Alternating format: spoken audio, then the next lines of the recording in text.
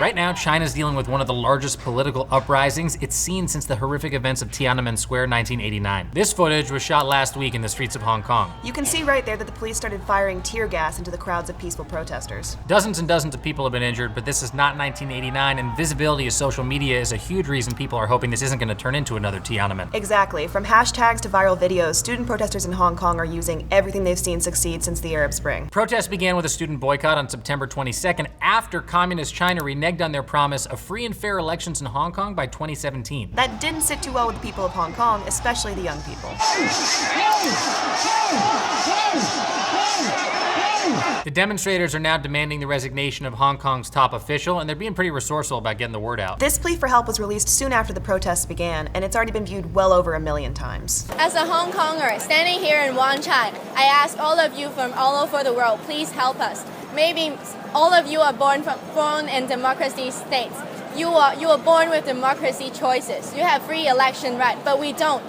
Please help us. And if it looks familiar, it's because it uses almost the exact same format as one of the biggest videos of the Ukrainian protests earlier this year that has almost 8 million views. I am the Ukrainian, the native of Kiev. I want you to know why thousands of people all over my country are on the streets. We want our courts not to be corrupted. We want to be free. It was posted in February, just after demonstrations in Kiev exploded as a result of new anti-protest laws. Just like the drone footage that we saw earlier in the show from Hong Kong, protesters in Ukraine have used the same technique to really show the full scope of the situation.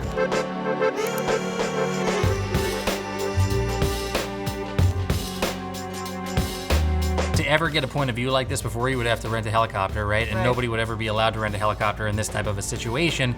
Now you throw up a drone and you can literally see hundreds of thousands of people just standing there. Yeah, no, it's incredible. But people aren't just using video. I mean, look at the Arab Spring. That's when we started to realize how crucial social tools like Twitter are to relay information. Also, in Venezuela, back in February, people started to protest about massive inflation, food shortages, public safety, all by using the hashtag SOS Venezuela.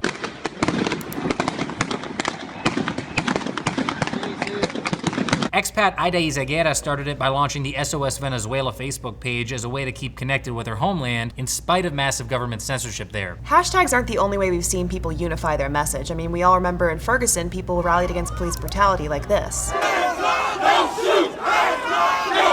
The chant, "Hands up, don't shoot," became synonymous with the killing of Michael Brown, the unarmed teen who was shot by a police officer back in August. And some say the protesters in Hong Kong may have adopted the gesture after the police there began tear gassing the peaceful demonstrators. Just a week ago, China blocked Instagram on the mainland, and now they're heavily censoring Weibo, their version of Twitter. With the government so intent on censoring their people, things like Twitter, Instagram, and YouTube are the only way we can actually get reliable information. We put together a playlist to catch up on all these stories and to show you how to get involved. You can start it here or at the end of the show. Also, don't forget, we'll be in the comments tomorrow night from 6 p.m. to 7 p.m. after the show, just to answer your questions and hang out. We'll see you guys there, but first, to play us out from Ferguson, Prince E. Along with being smart, we all have to look inside and change our hearts. And that goes for white, black, ghetto, suburban, policemen, and civilian.